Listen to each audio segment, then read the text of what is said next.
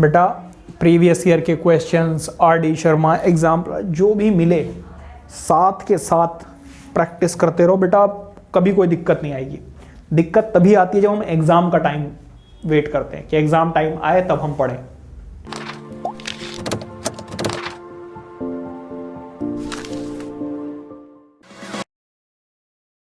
Hello students, this is Rajiv and you are learning on AIMS Academy. So now we are going to do one of the most important question of this chapter. मतलब कि इस तरीके के questions आपसे कई बार पूछे जाते हैं। रीड करते हैं बहुत केयरफुली, एक बार रीड करना है और क्वेश्चन को समझना है।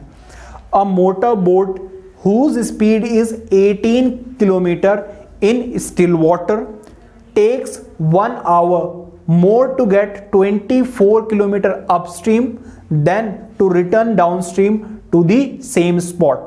Find the speed of the stream. देखिए पहले क्वेश्चन को समझते हैं कि है क्या ये। भाई आपने रिवर वगैरह तो देखी है, ठीक है। उस रिवर में क्या होता है, एक फ्लो होता है। मान लीजिए वाटर क्या है, ऐसे इस डायरेक्शन में फ्लो हो रहा है इस तरीके से। तो ऑब्वियसली जब आप ऊपर से नीचे आएंगे इस डायरेक्शन में अगर आप जाएंगे तो आपकी स्पीड जो है वो बहुत ज्यादा होगी, या फिर आप कह सकते हैं जल्दी कवर कर लेंगे आप डिस्टेंस को, ठीक है। तो इसको हम बोलते हैं क्या, डाउन स्ट्रीम।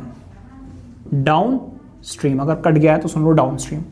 एक होता है कि हमें इसके ऑपोजिट डायरेक्शन में जाना, मतलब कि वाटर तो इस तरफ आ रहा है, आपको ऑपोजिट डायरेक्शन में जाना है, तो उसको हम क्या बोलते हैं, अपस्ट्रीम। क्या बोलते हैं, अपस्ट्रीम, ठीक है।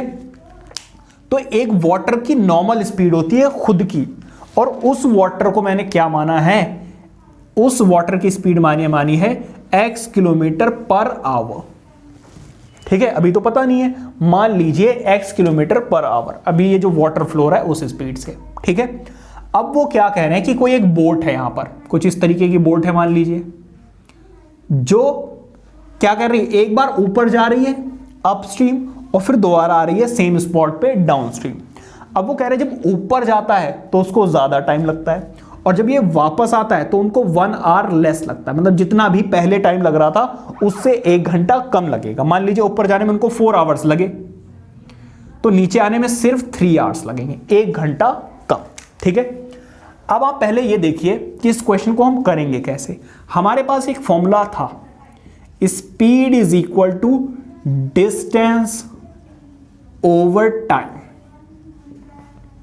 ठीक है। हमें जो चीज दी हुई है वो किस में दी हुई है, टाइम में। तो टाइम का फॉर्मूला क्या हो जाएगा, भाई टाइम को इधर ले आओ और स्पीड को इधर लेकर आ जाइए,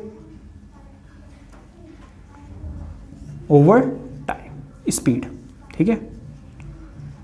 तो पहले जो हम केस ले रहे हैं वो अपस्ट्रीम वाला केस ले रहे हैं। When boat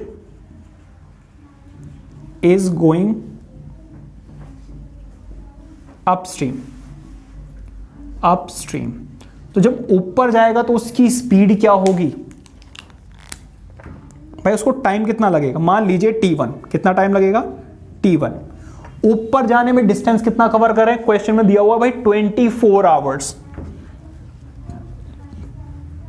ठीक है। और इसकी स्पीड क्या है अपस्ट्रीम में। अच्छा एक मिनट रुको, क्वेश्चन दोबारा से पढ़ लेते हैं। The motor boat whose speed is 18 kilometre in still water takes 1 hour more to go. हाँ जी, तो बेटा है क्या, देखो एक तो वाटर की स्पीड है, बेटा देखो वाटर आ रहा है नीचे और इस बोट की स्पीड है 18 किलोमीटर पर आवर, ठीक है। देखो ऊपर ये तभी जा सकती है जब वाटर की स्पीड से इसकी स्पीड ज्यादा हो, ठीक है। लेकिन जब आप ये ऑपोजिट डायरेक्शन में जाएंगे तो स्पीड क्या हो जाएगी, बोट की कम हो जाएगी। भाई मान लीजिए वाटर आ रहा है नीचे, बोट जा रही है ऊपर, तो इसको ज्यादा फोर्स लगानी पड़ेगी ना, इसकी स्पीड क्या हो जाएगी, कम हो जाएगी। कितनी कम हो जाएगी भाई, इसकी खुद की स्पीड तो है 18 किलोमीटर पर आवर और नीचे जो स्पीड आ रही है वो है x किलोमीटर पर आवर। तो बेटा 18 में से जो वाटर नीचे फोर्स लगा रहा है उतनी स्पीड क्या हो जाएगी, कम। तो इस केस में जब बोट क्या जा रही है अपस्ट्रीम, तो बेटा बोट की स्पीड में से इस स्ट्रीम वाटर की स्पीड क्या हो जाएगी, कम। Is that clear? ये रहा बेटा फर्स्ट केस।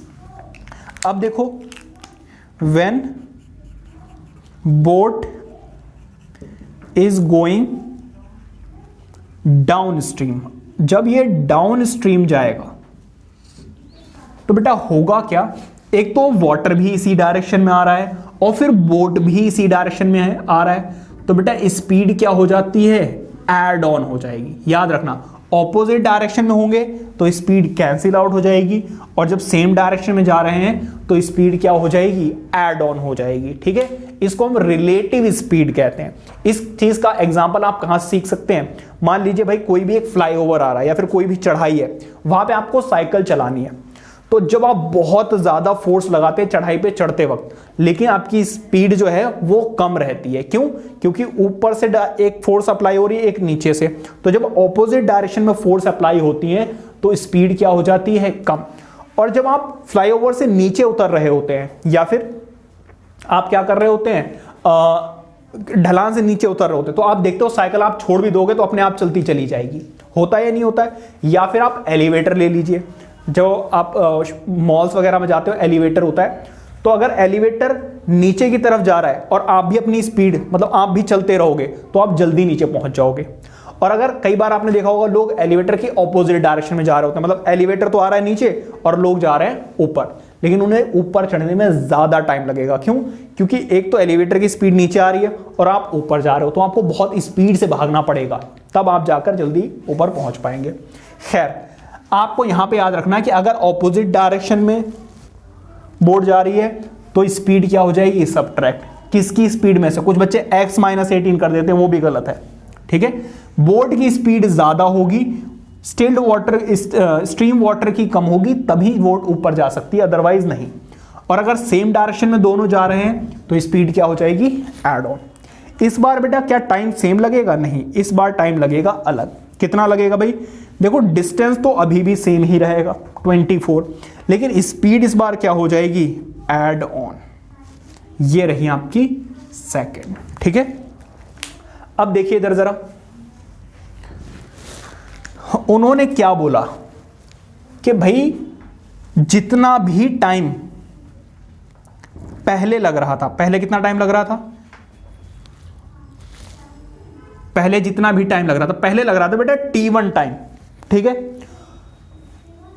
और अब जो टाइम लग रहा है वो क्या कह रहे हैं, पहले जितना भी टाइम लग रहा था ऊपर जाने में, उससे क्या करेगा, 1 घंटा कम लगेगा जब आप नीचे आएंगे तब।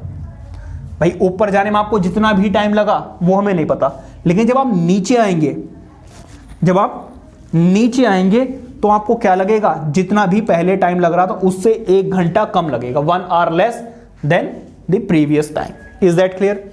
तो भाई t2 की वैल्यू कितनी है, देखिए t2 की वैल्यू है t24 18 + x equals to, t1 की वैल्यू कितनी है, 24 divided by x minus 18 - x -1। ठीक है, अब आप क्या कीजिए, 1 को इधर ले आइए और इसको उधर लेकर जाइए, तो 24 18 - x, ये प्लस में है, उधर जाकर क्या हो जाएगा, माइनस। ठीक है, तो ये हमारी बन गई है इक्वेशन, ये नोट कीजिए। अब इसको आगे हम फर्दर सॉल्व करते हैं। आइए बात करते हैं आगे। देखिए 1 इक्वल्स टू, ये लिखा हुआ हो, 1 को आप इधर लिखें या इधर लिखें बेटा, कुछ भी फर्क पड़ने वाला नहीं है। अब आप क्या करें, इसको क्रॉस मल्टीप्लाई कर लें। एलसीएम लेने के लिए तो हमें करना क्या पड़ेगा, इसको इससे मल्टीप्लाई करना पड़ेगा और इसको इससे मल्टीप्लाई करना पड़ेगा, और हमें क्या करना पड़ेगा, डिनोमिनेटर में इन दोनों को आपस में मल्टीप्लाई कर देना है। ठीक है, इस तरीके से। अब आप क्या कीजिए, इनको अंदर मल्टीप्लाई करते हैं, सॉल्व करते हैं। देखो इसको इससे मल्टीप्लाई करो, अब आप मल्टीप्लाई मत करना, इसको ऐसे ही छोड़ दो। क्यों, अभी पता चल जाएगा। इसको इससे मल्टीप्लाई करो 24x माइनस, इसको इससे मल्टीप्लाई करो तो 24 × 18 माइनस माइनस क्या हो जाएगा बेटा, प्लस, और डिवाइडेड बाय, देखो ये इधर डिवाइड हो रहा है, उधर जाकर क्या हो जाएगा, मल्टीप्लाई हो जाएगा। आप डायरेक्टली मल्टीप्लाई कर दो। तो ये आ गया। अब आप देखिए ये वैल्यू पॉजिटिव की है, ये वैल्यू नेगेटिव है, तो कैंसिल आउट हो गया, आपको मल्टीप्लाई भी नहीं करना पड़ा। अब देखिए इधर 24 और 24 कितने हो गए 48x। यहां पर देखिए आप a प्लस बी और a माइनस बी की आइडेंटिटी अप्लाई हो रही है, तो a square minus B square आ जाएगा। भाई 18 का स्क्वायर कितना होता है, आप मल्टीप्लाई करके भी चेक कर सकते हैं। 8 8 जा 64, 8 1 जा 8 14, फिर 18 और 1 4 और 12 कैरी 1 3, तो ये कितना आ गया बेटा 48x equals to 324 minus x का स्क्वायर। अब एक्स स्क्वायर वाली वैल्यू कभी नेगेटिव नहीं हो सकती है, तो इसको इधर लेकर आएंगे, तो ये क्या हो जाएगा एक्स स्क्वायर माइनस नहीं एक्स स्क्वायर प्लस 48x, ये प्लस में है, इधर जाकर ये माइनस हो जाएगा। ठीक है, आगे देखते हैं भाई क्या हो सकता है। यहां से a b c की वैल्यू तो एटलीस्ट हम निकाल ही लेंगे। कट रहा है, अगर कट जाए तो सुन लेना भाई, x का कोफिशिएंट क्या है 1, b क्या है 48 और c क्या है माइनस 324। ठीक है, अब देखो इधर हम क्या करेंगे, पहले d निकालेंगे। भाई d क्या होता है b स्क्वायर माइनस 4ac, तो d is equal to b square, b की वैल्यू कितनी है 48, तो 48 का स्क्वायर माइनस 4a की वैल्यू 1 और c की वैल्यू माइनस 324। ठीक है, 48 का स्क्वायर कितना होता है भाई 48 इंटू 48, मल्टीप्लाई कर लीजिए, 8 8 जा 64, 8 4 जा कितना हो जाएगा 32, कैरी कितना आ गया 3, 4 4 जा 16, 16 प्लस 3 इज 19। अब आप इसको ऐड कर लीजिए, तो 4 10 0 यहां पर 13 और कैरी 1 आ जाएगा तो 2। ठीक है, तो आपको 4 का स्क्वायर 48 का स्क्वायर तो मिल गया 2304। देखिए माइनस माइनस क्या हो जाएगा प्लस, जब आप इसको मल्टीप्लाई करेंगे तो 4 4 जा 16 कैरी 1, 4 2 जा 8 प्लस 1 इज 9, 4 3 जा 12। ठीक है, इन दोनों को आप ऐड करेंगे, कितना आ रहा है भाई 3600, जो कि क्या है 0 से बड़ी वैल्यू है। ठीक है, यहीं पर हम क्या कर सकते हैं, क्योंकि 0 से बड़ी है इसका मतलब रूट्स एग्जिस्ट। अब हम क्या करेंगे, इसको सॉल्व कर लेते हैं। x is equal to minus b plus minus under root d, या फिर बी स्क्वायर माइनस 4ac लिख दो 2a। भाई d क्या है, d यही तो है, बी स्क्वायर माइनस 4ac, तो x is equal to minus B की वैल्यू कितनी भाई 48, तो 48 प्लस माइनस d की वैल्यू कितनी है 3600 डिवाइडेड बाय 2 इंटू a की वैल्यू कितनी है 1। देखो इधर माइनस 48 प्लस माइनस 3600 का क्या हो जाएगा 600 डिवाइडेड बाय 2 1 जा 2। ठीक है, अब एक बार प्लस में लेंगे, देखो प्लस में लोगे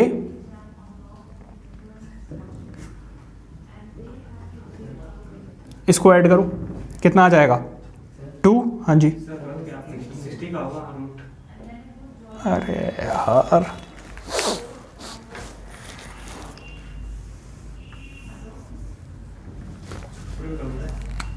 है?